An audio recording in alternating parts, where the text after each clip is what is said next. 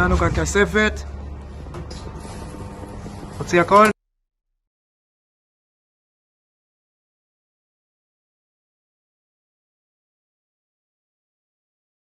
זיהינו לא מעט חמושים וחשודים שניסו להימלט ממתחם בית החולים.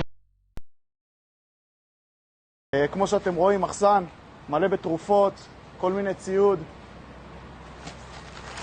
תחבושות, מזרקים, כל מה שצריך, ציוד רפואי. חדר כביסה, שפה מחכים לנו 4 מחבלים מאחורי המכונות האלה פה.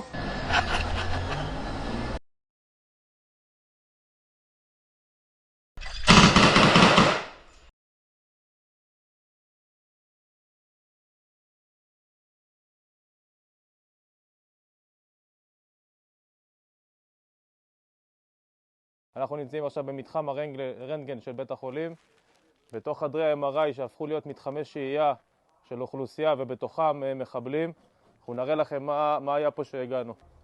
גם מרגמות 81 תקניות, 60 תקניות, רימונים, אמל"ח, מחסניות, אקדחים, קלאצ'ים, מחשבים, ציוד הסרטה, מצלמות. הכל היה בסליקים, הכל היה מוחבא, בין אם בגגות, בין אם בסליקים מתחת לרצפה ובתוך חדרי השירותים. אנחנו בבית החולים שיפה, בתוך מחלקת היולדות, יש כאן הריסות תינוק. אנחנו יחידת מירון מבצעים פה שריטה.